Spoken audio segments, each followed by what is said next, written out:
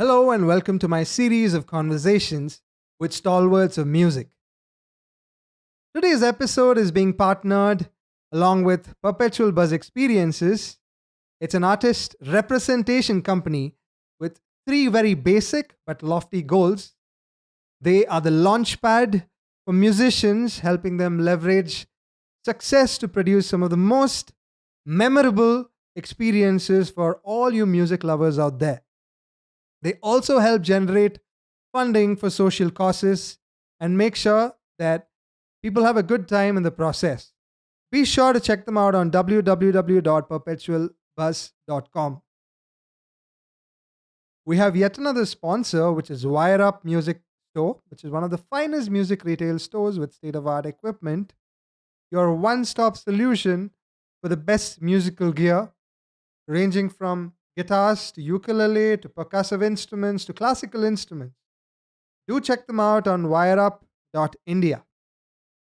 My guest today is one of the most revered voices in music, and he's a figurehead of soul pop for several many decades now. He's none other than Paul Carrack, who is Britain's blue-eyed soul singer, writer, and purveyor of songs that are deep in the DNA of history of pop music. He's been recognized as the man with the golden voice in a BBC documentary with over 50 years of exceptional contribution in the field of music. Paul's vocals have graced million-selling songs, from hits like How Long by Ace, Tempted by Squeeze, and the Grammy Award nominated Living Years by Mike and the Mechanics. He's now firmly established as one of the hardest working independent musicians in the music scene. He's also a hugely popular touring artist who is also a talented multi-instrumentalist, and he's also a record label owner. Without any further ado, I'm delighted to welcome my guest for today, Mr. Paul Carrack. Hey. Hi, Paul. How are you? Yeah. Okay. Thank you. How are you? Very well. Very well. Couldn't be better. I'm a little bit early, I think, but I thought I'd test it to see if it works, and it does. That's great. It just gives me more time to talk to you. Okay. I'm really excited. So let's get started with our agenda for today. I have a couple of interesting questions coming your way. Okay. As an academic, say if I were to be a student in your class with a limited sensibility in terms of music, what would you say to me in terms of how the music is being created at a very mundane level?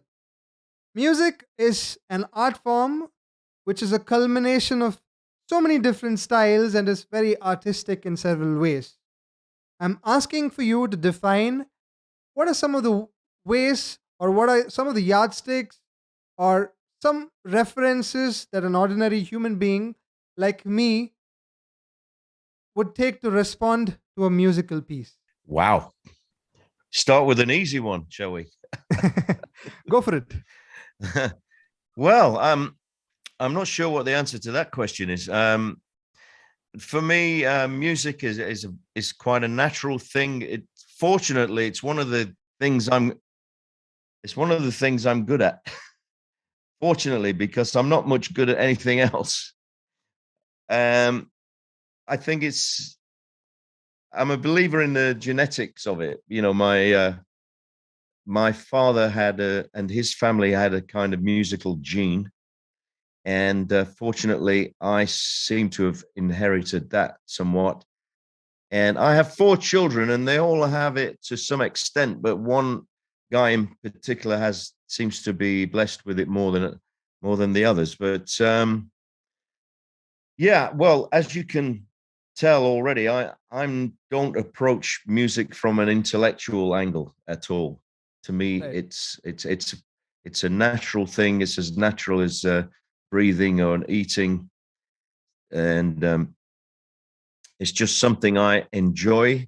And as I say, fortunately, we all have our blessings and our gifts, and I'm fortunate that I seem to have had the gift of music, and I also had the fortitude and the determination to develop that raw talent Mhm. and to make a career, which is astonishing, to make a career from music.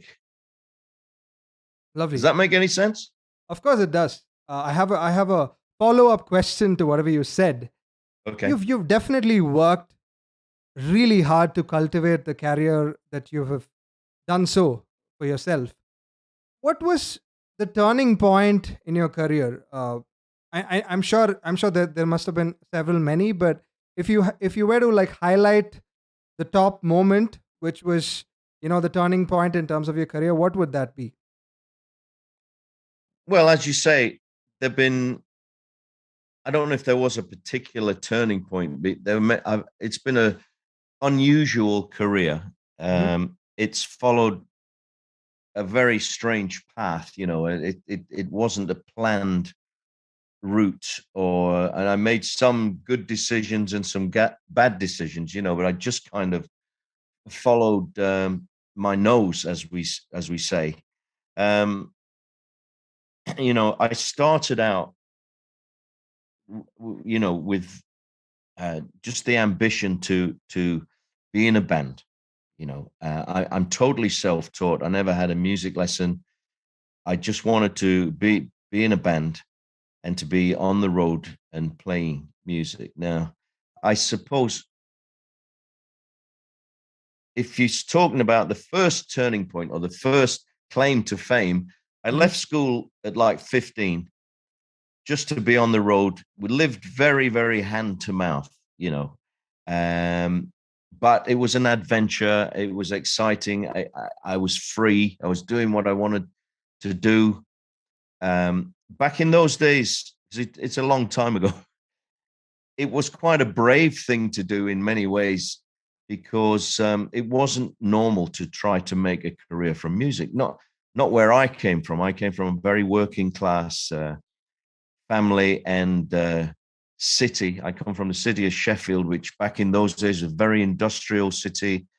There was making steel, there was coal mining, engineering, all these things of which I was no use whatsoever. But fortunately, I did have a bit of musical talent and the determination to somehow make it work.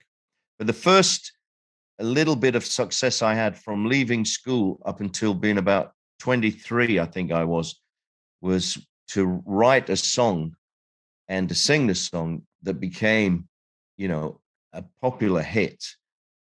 First of all in the UK, then in the USA, and in fact all around the world. And to my astonishment, is still around to this day. And that was the song "How Long." So that was a little thing that sort of said, "Oh, maybe I could do this. Maybe I know what I'm doing." So, but since then, there've been so many ups and downs and twists and turns. Um, but I've always been willing and prepared to take the ups and downs and to do different things and to try different things. And I think, in a way, it stood me in good stead. Avi, I'm sure there's been like a lot of ups and downs in terms of the musical pursuit that you had put forth. If we were to consider the romantic notion of an artist, in terms of what are the odds in terms of the expectations and processes that you put forth in a society that you're working with, right? So, being a musician, have you ever felt any of these odds as to how difficult it is in terms of being an artist in this materialist, consumerist world? How did you go It's about that? it's very difficult. It's very difficult for anybody to follow an artistic path unless you're independently wealthy, which I certainly was not.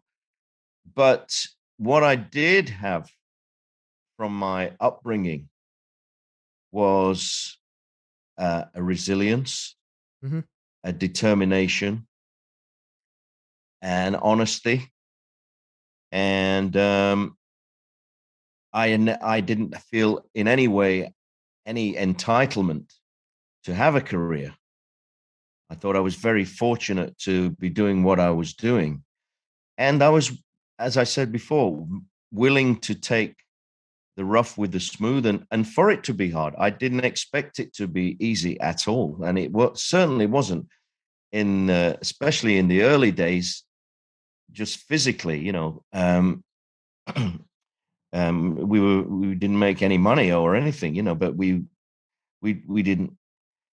I grew up in a country that had, experienced a massive world war, and my parents had come from very, tough upbringing, and my grandparents even more tough, So, um, but as I said, I learned from my parents the value of hard work and determination, and that has helped me. Right. Are you That's not a always very romantic answer, but that's my answer. but yeah, the essence of it was definitely it'll definitely lead us to that in a while. Okay. Are you always content in terms of the music that you make, or do you look back upon songs that were imperfect in a lot of ways? What are these imperfections that you usually struggle with? Are they something to do with the form, or are they something to do with the purity of intent, or the conceptualization? Where do you find this kind of imperfection? Is it in the process or the final product that you put out for the listeners out there to receive? Well, I used to be very hard on myself, but I never, I can't listen to any record I've ever made and think it couldn't have been better. You know, I know it could be better, but I'm not in search of perfection at all. I think you do what you can, and then you move on and you try something else. Um, Depends what mood I'm in. If I hear some of my older things, I might. Sometimes it's easier to hear something you haven't heard for a long time. When it's really difficult is when you've made something new and it's very raw, and it's sensitive, and you're hearing every minute thing that's wrong or right. But usually, when you come back to it later, much later, a year maybe, and then you can be more relaxed about it, and you don't notice the little details so much. But as I said, I'm by no means a perfectionist in that sense. I mean, in that I think I can achieve perfection. I mean,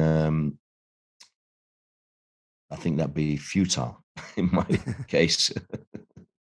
So, do you mean to say that you are perfectly imperfect? Exactly. Thank you. Why didn't I say that? Been much quicker.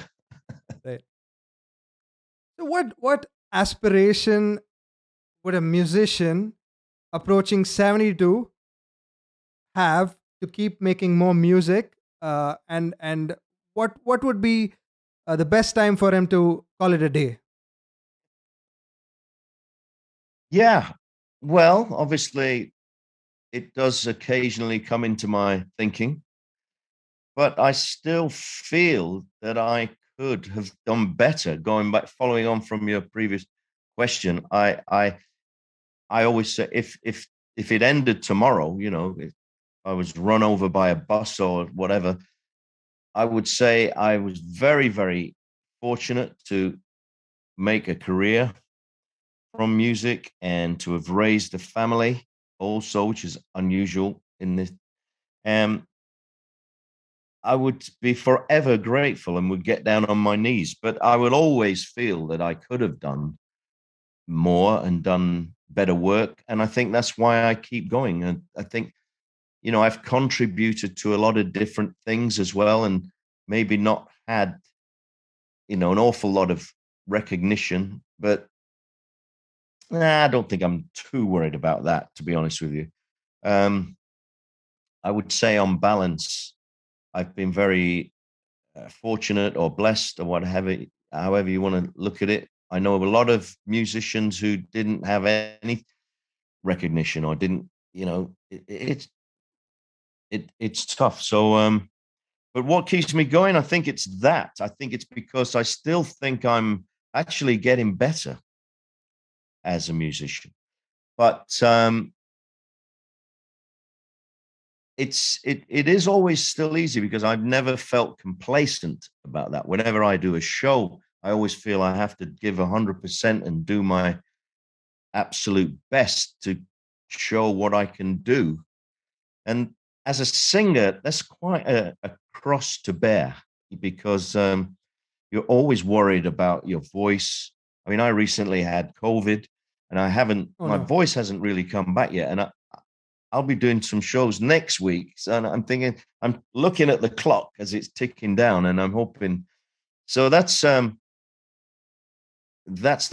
bit of a curse of being a singer because it can be wonderfully satisfying when you're in good form and you're singing great and people are loving it and you're just experiencing that uh, you know using your gift and it's all working fantastically well. And then there are other times when it's a lot harder, physically for whatever reason. And I could live without that pressure, but I think I'll just keep going until I drop. Well, we're really looking forward to hear all the new stuff. So To what's me what's going dropping. on? What's going on in terms of new music? This is what we're really eager to hear. Well, I don't know what you have heard because for the last 20 years I've been releasing my stuff independently Sure.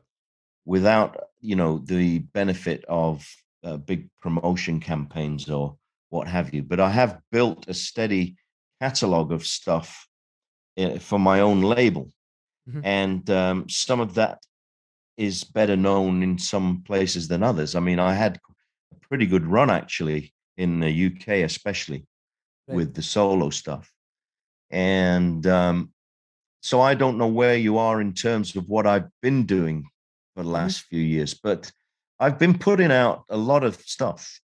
Um, and also, you know, working very hard with touring.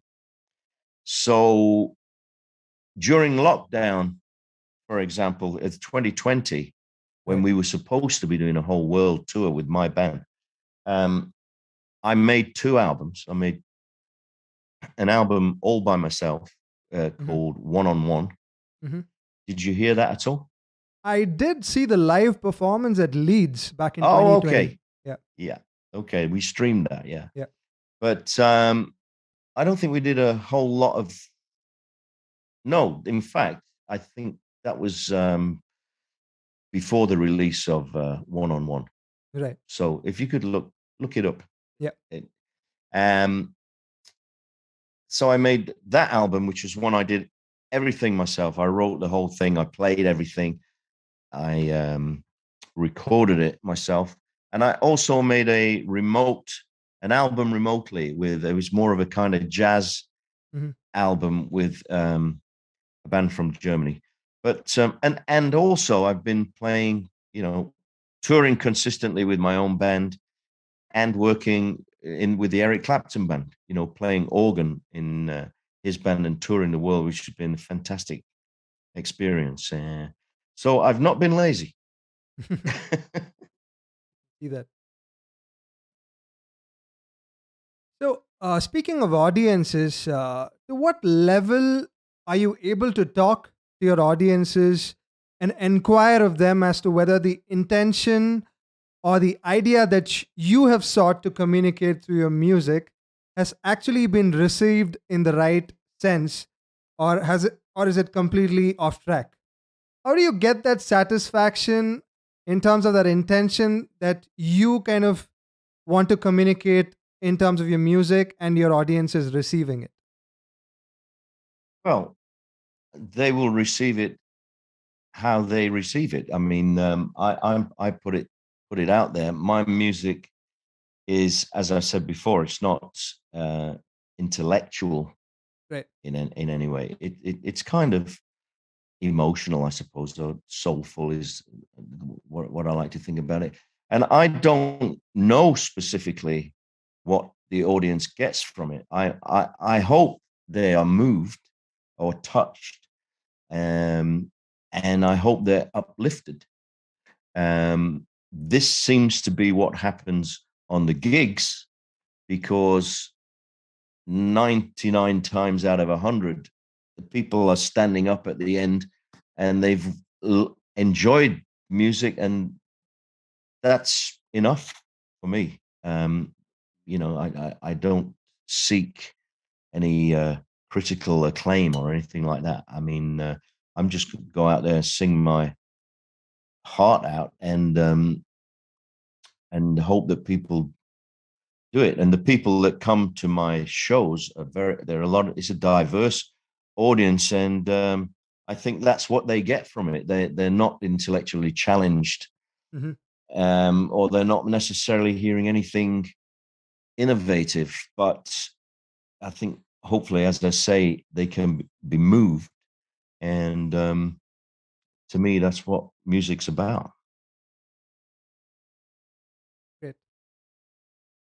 You've been feted with applause from all across the world, and you were recently awarded by the Buddy Holly Foundation with an actual replica of the acoustic guitar, and it's quite a rare souvenir that very few artists like Bob Dylan and you, of course, have received this kind of a recognition. Do these validations really matter to you, and what kind of applause do you give yourself at this point? Well, they don't matter until you get one, and then they matter. I mean, I've not had very many accolades in that respect. Trophies or recognition in that sense. I mean, I had a couple of Grammy nominations that Mhm.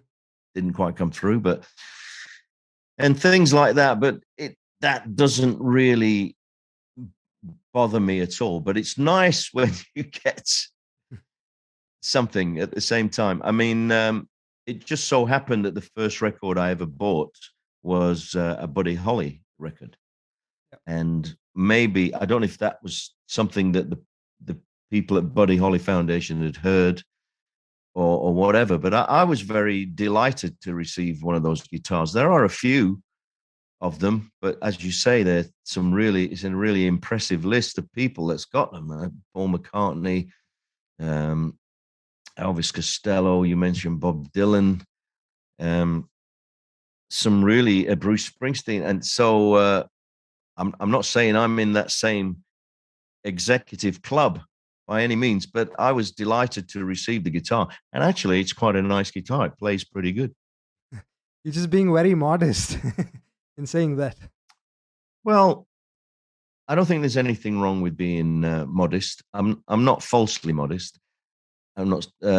My father, who sadly I only knew for 11 years, because sadly he passed away when I was only 11 years old. But he was a very modest guy but at the same time, he would treat everybody the same. Whether you were a millionaire or a beggar. So and I think musicians really, I think we should be modest because I think we've been very lucky to grow up in an age where we can receive, a lot of praise and attention and even money, um, for, quite simple achievements musically. When you think of all the incredible music, incredible classical music, jazz music, soul music, I think it's right to be modest because what I do is pretty basic, you know. And anyway, there you go. On the contrary, how would one deal with a situation where there is a question of egos? If my music doesn't reach a particular milestone where I want it to ideally reach, and yours does, and vice versa, so it goes on, right? How do you negotiate that kind of stuff? Because you're a free bird being an artist. How do you go around coping with the ego kind of stuff? I'm not sure what you mean, really, but I've been pretty fortunate that most of the people that I've worked with, and I've worked with a lot of different people, but most of the people that I've been fortunate enough to work with, who I think are great, have been nice people. You know, I played with a couple of people that have big egos, and good luck to good luck to them. You know, I wish I had. Sometimes wish I had more of that going, but it's not. It's never going to be. I'm just not that way inclined. We've all got egos, and we all like praise, and we all like encouragement, and all that. But I try to stay balanced.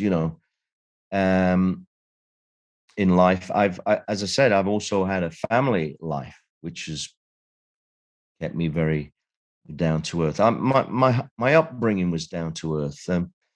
Even if you're familiar with Sheffield at all, it's in the north of England, and people are kind of down to earth. They don't like people who get too big for their boots, and they'll quickly bring you down if they do. So I get my disparaging, my self-deprecation in before anybody else does.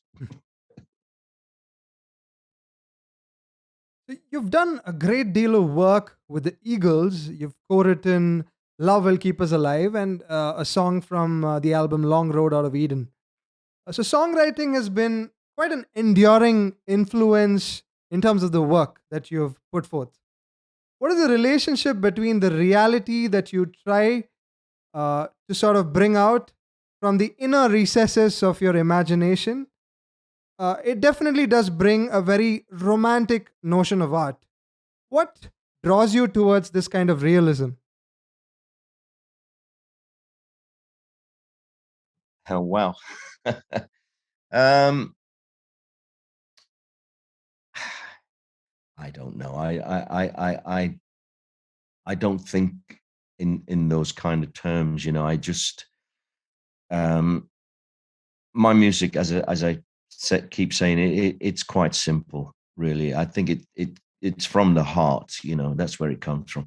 I mean, you mentioned that I'd worked a lot with the Eagles. I haven't worked a lot with them at all, but I knew Timothy Schmidt, Mhm. who's in the Eagles. I met him on my first tour of America in 1975 when he was in a band called Poco, and I got to know him then.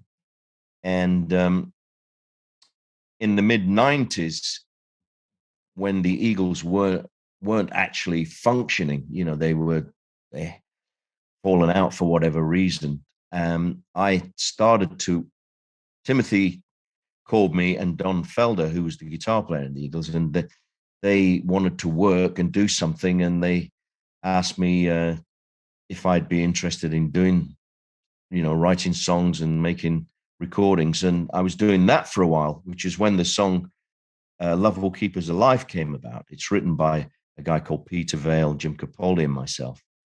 And I took that song over to this project, and when I was singing it, and people were getting quite excited. It looked like this was going to be a thing, this kind of band that we had.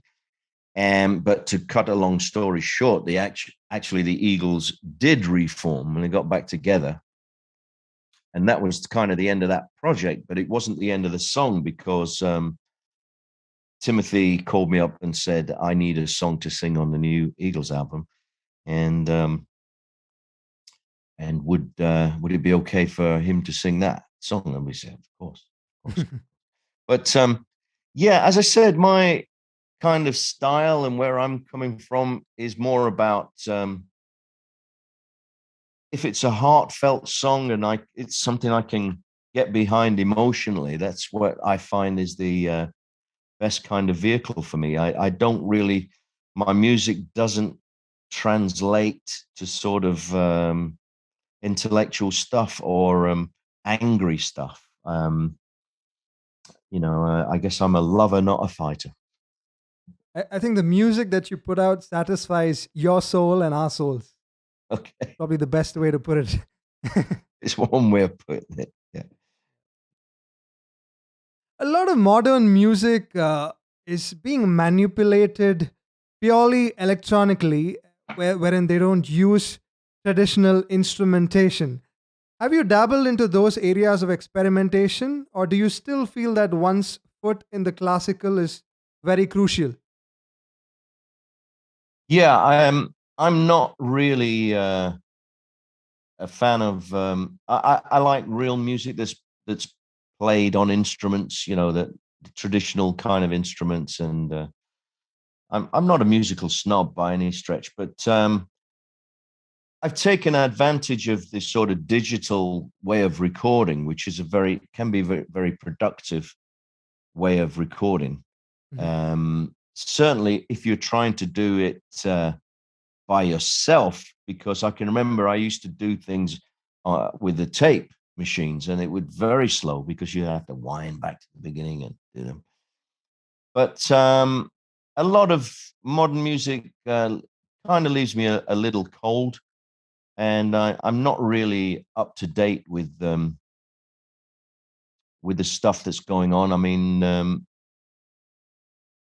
so no, I tend to err on this. I'm quite boring. Yes, I go for the old style. Right. But aren't you exploring, or have you discovered any new artists that came to your liking in terms of music? Well, as I say, I'm a little lazy about that. I mean, there's so much music around, um, and no, I can't really say that there's anybody that I'm championing. I don't forget that I'm spending a lot of time making music, uh, being on the road, all that sort of stuff, and I like to turn off from it a little bit. I don't really follow, the modern thing and what's happening. If I listen to music in my own time, I'll often listen to old, even classical music, or nice jazz music, or great singers, Ella Fitzgerald, or people like that, or soul music. It's still the kind of music that makes me feel good. So no, I'm sorry, I'm not your man. If you're looking for pointers to the new stuff, I'm sure, absolutely sure, that there are some great, young people around. There has to be, but you know, I'm happy with my own little tastes. Great. Can you speak a little bit about difference between financial success versus artistic fulfillment from your personal experience? Well, no, I mean, I've and as I say, I've had an unusual career, but I've managed to keep my head above water. I've managed to put food on the table. I've managed to play with some great people.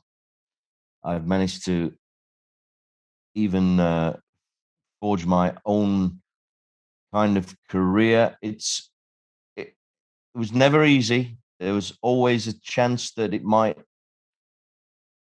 end. In my 30s or 40s, when I had a young family, and it was important for me to, as I say, put food on the table, put a roof over the head. But I, was- I'm, I think I'm in a wonderful place now. I mean, I've never lived very extravagantly, but we've lived well. We've never gone without anything since I've had the family. Of course, in my younger days, we had no money at all. But so I'm not. I've never been bothered about being famous. Um, I'm always like to get a check in the post. I'm never reluctant to accept that, but it's not the driving force, but it's important in terms of being a breadwinner. Sure.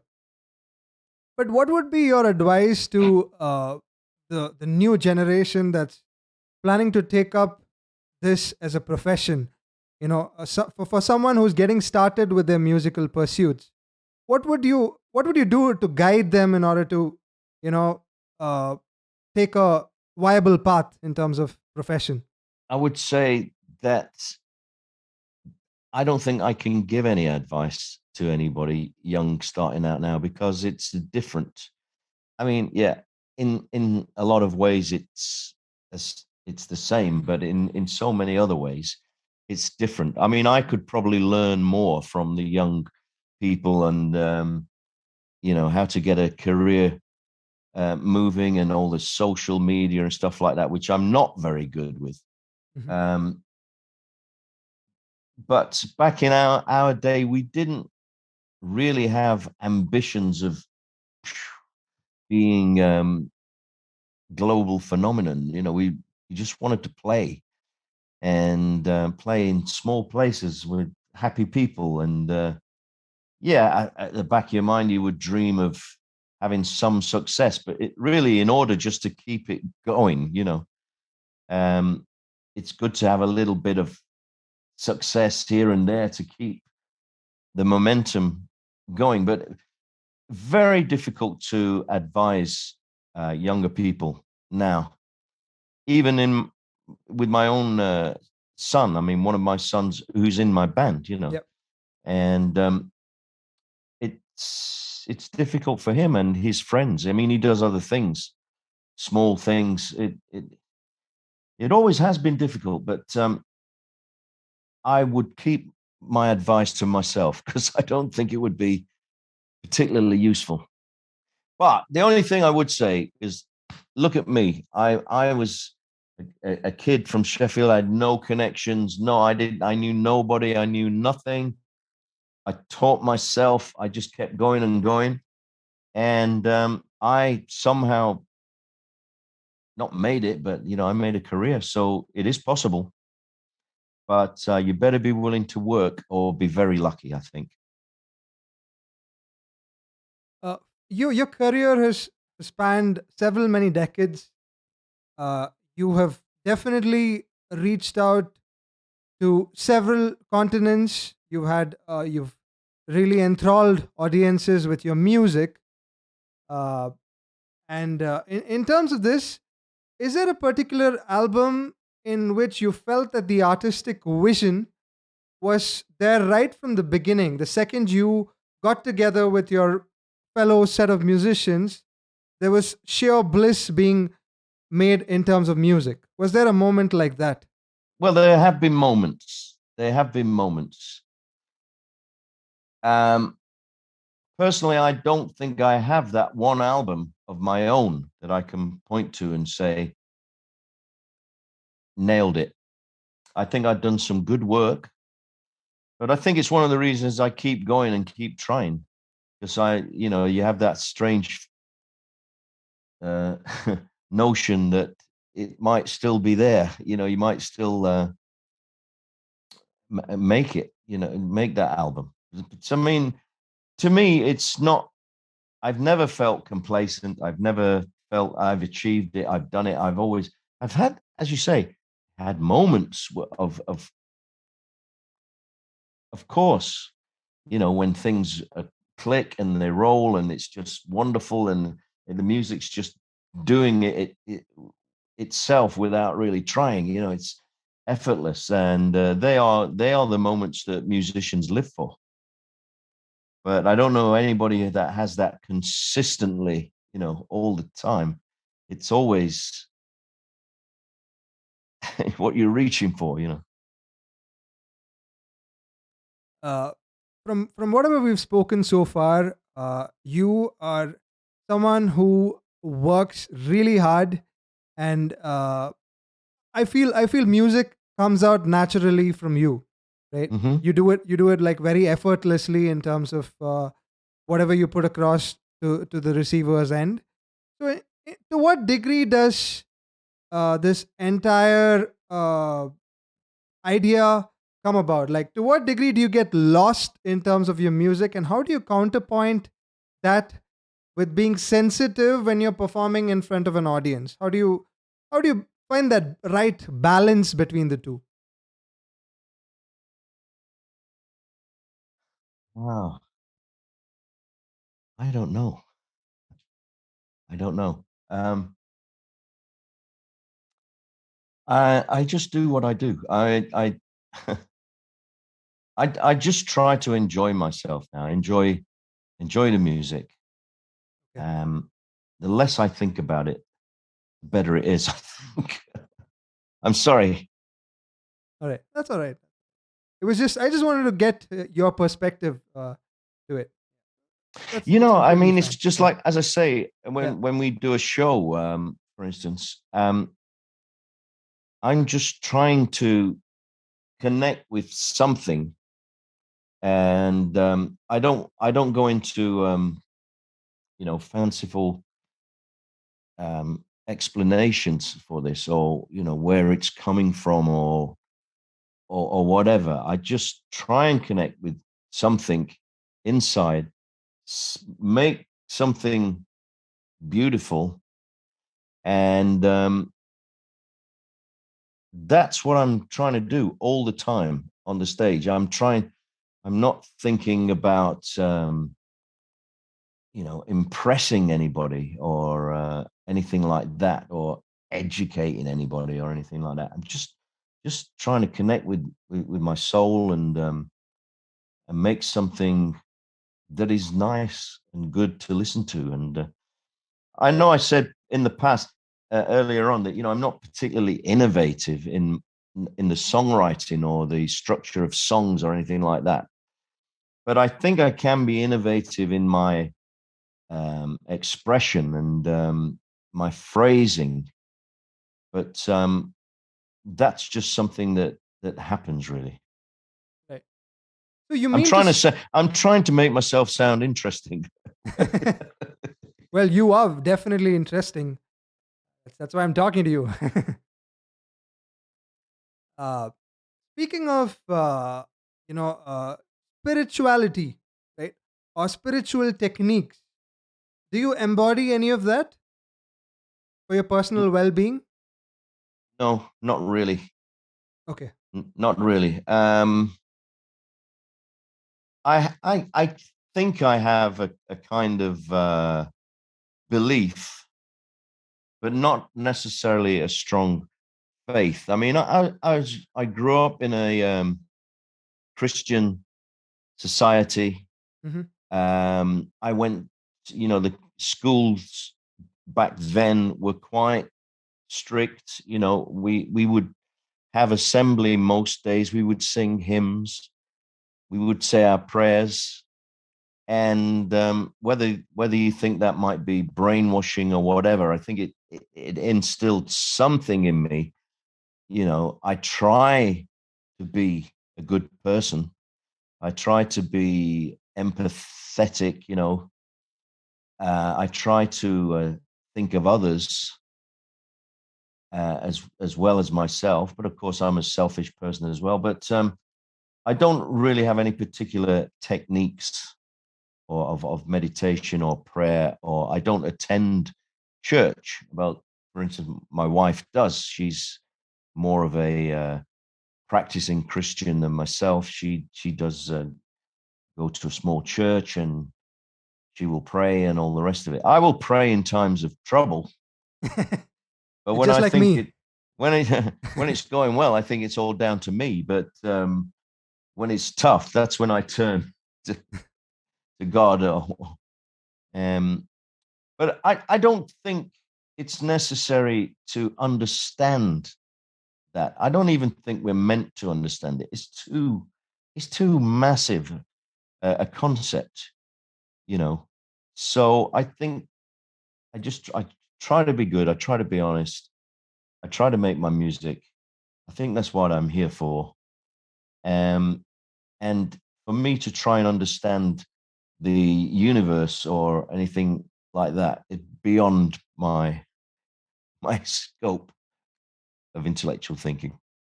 Wonderful. I'm going to put you in a very hypothetical situation right now. So there are several You keep traditions. doing that. There are several traditions like Tibetan Buddhism, for example. If you were to train one's mind consciously to a rebirth of choice, if you had a chance to do that, what kind of rebirth would you look for yourself? Would you still want to be a musician in your next life? Yeah, I would think that I've been very blessed in this life, and I would be very concerned about any other kind of life. Um,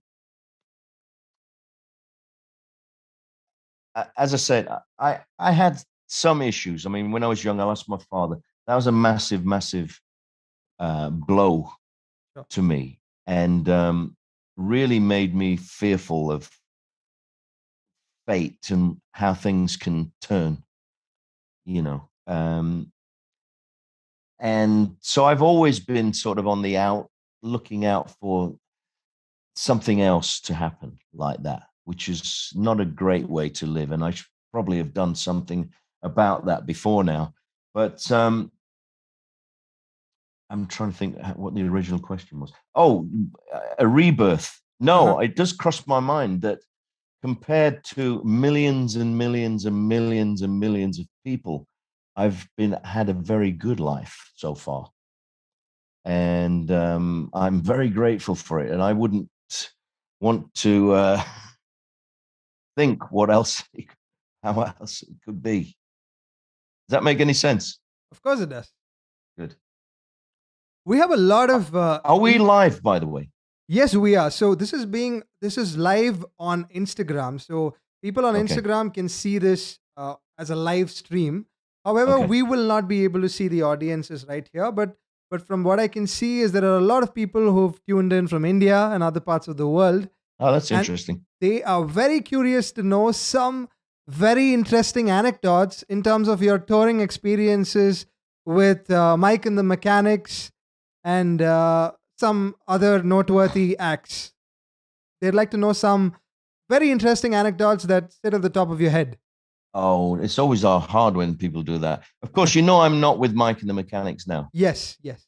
I mean, I haven't been there for, I don't know, 10, 15 years. But no, we had a lot of fun with Mhm. that. But I mean, I've done some quite um, wonderful things like at the Wall in Berlin. You know, I Roger was Waters. with Roger Waters. I was one of the guest Mm. singers on that. That was something that came out of the blue because I wasn't originally supposed to be there, but I knew Roger quite well, and he had one or two problems, and at the last minute, I was brought in to sing one of the songs. Hey, you. That was quite an experience. But you know, there's been so many, many, many. That's something that's quite a story to tell the grandchildren. But you know, also all the time you're having these things with your fellow musicians and great times and bad times and all the rest of it. But it's very difficult when people put you on the spot and say, "Tell us a story." I can imagine. You're still very young in terms of a musical lifespan. What sort of goals, dreams do you set for yourself apart from your personal accomplishments that are already very considerable? What aspirations are left for you right now? Well, as I keep sort of saying, I will always feel that I could have done something else, something better. So I will keep trying. I have a thought to make. I'd like to make a country album, for instance. Um, but I mean, I have a full life. Touring with my own band. I tour with this jazz orchestra from Germany. I've been touring with Eric Clapton for the last 10 years. And I have my little studio here at home where I'm always working and trying to write new stuff. And I have a family life. So it's quite a full life. And but in terms of aspirations, yeah, just want to make that a great album. So I'll keep going. Lovely. Okay. Now we'll move to a slightly interesting segment of our Oh, agenda good. today. Yeah, so this is brought to you by Hashtag Magazine, and we call it Turn It Up. So I'm going to ask you very concise questions and very easy questions. You Good. you got to be very spontaneous with your answers. I will. All right. Yeah. So first question for you, Paul. What is that one song that always makes you cry? Uh, I Can't Make You Love Me by Bonnie Raitt. Oh wow, good choice. On the contrary, what is your favorite guilty pleasure song? Guilty pleasure song. Okay. Yeah. Well, a guilty pleasure implies that it's not really that great, but I've got so many. Sweet Soul Music by Arthur Conley. I can't stand still. I have to get up and dance. Right. How do you rejuvenate on a Sunday? What do you prefer doing apart from music? Sunday, um, I'm a big fan of the traditional Sunday lunch. Uh-huh. And What's a platter like? well, um, it's traditional English fare, Oh which wow. I don't know if it's so how popular this answer is going to be, but roast beef and a bottle of red wine. So I don't know how acceptable that is, but Do you have a favorite kind of cuisine?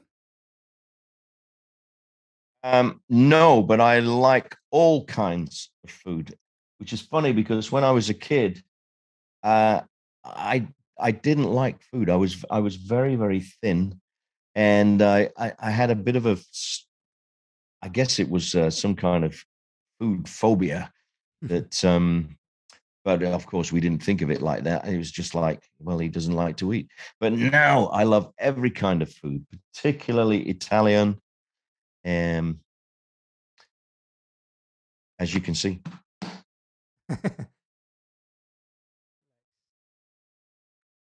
what uh, what or who might have been your major influences when you started out your musical pursuit? I would say initially very much the bands from Liverpool, All right, like the Beatles, Beatles. the Searchers, um, the Merseys, Jerry and the Pacemakers, all these bands. For me, it was a very intense time because, as I said, I'd lost my father, who was very encouraging about music, and I really turned to music in those days to help me. And so, in my early days, it was definitely the Liverpool sound, and then in my teenage, it was all about soul music and Motown. And Motown. Motown is still my favorite genre of music, of pop music, because it's so uplifting, it's so great. Sure. If you had to put together an all-star soul band, who would be in it? Dead or alive? Any era you can pick as you wish. Well, I would have Billy Preston On keys. Okay. on keys Hmm. because he was always my favorite, even before I could play a note. Because I started out on drums, Right. and I decided to try to teach myself keyboards. And I bought an album by Billy Preston and listened to how does he do that. I never had any lessons, but just had to listen to how is it, and then I'm still trying to play like Billy Preston. And So he would be in it. A Mhm. guy called James Jamerson, who's the bass player on all the famous Motown records. So he's not a household name, but he made those records sound so wonderful on the bass guitar. It was so important. And any number of fantastic singers, Stevie Wonder, of course, Donny Hathaway, David Ruffin, so many. I've got one last question for you. Okay. This is a custom in all of my interviews, and I ask this to all of my special guests. Okay. Paul, down in the distant horizon, what would you want to be remembered as?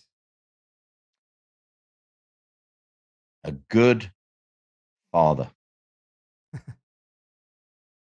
I hope that's going to be the case. I'm sure they're proud of you. Well, they don't need to be proud. Just know that they were loved. Have you ever been to India? You said there was just one more question. No, Anyway. this is the last question. Okay. Yeah. No. Okay. I haven't. I've never been to India. I would love to go. I'd love to host you whenever you come down to India. My daughter has been there. Oh, okay. She traveled there. Maybe 10 years ago. She traveled all around the world. Okay. And India was the first stop, and she thought it was amazing. Lovely. On that note, we'd love to have you in India, and we'd love to see you play a lot of shows in our country. And this interview is also going to be aired on two major radio stations, Big FM Shillong and Aizawl, shortly. And it's also going to be part of my all-new audio podcast series on Apple Podcasts. It's called Stalwarts of Music with Aditya Veera. I'll be sure to share the link with you once it's out. Please do. And thank you so much for giving me this privilege. It's been such an honor. Okay, well, I hope so. I hope it was interesting for you. Of course, very much. And it's also taught me a lot of life lessons that I'm going to embody for the next couple of years. And it's been a great honor. It's been a total privilege. I'd love to stay in touch with you, and I hope Peter is doing fine now. Is he recovering? He's not in good shape. No, I can't really say more than that. In fact, it hasn't really been diagnosed as to what his problem is, but he's in hospital at the moment. Wishing him great health and speedy recovery. Please take care of yourself. And we really want to cherish all the musical masterpieces that you have in store for us in the next couple of years. Thank you. Thank you so much, Paul, for the privilege. Pleasure. Thank you. Bye-bye. Bye-bye.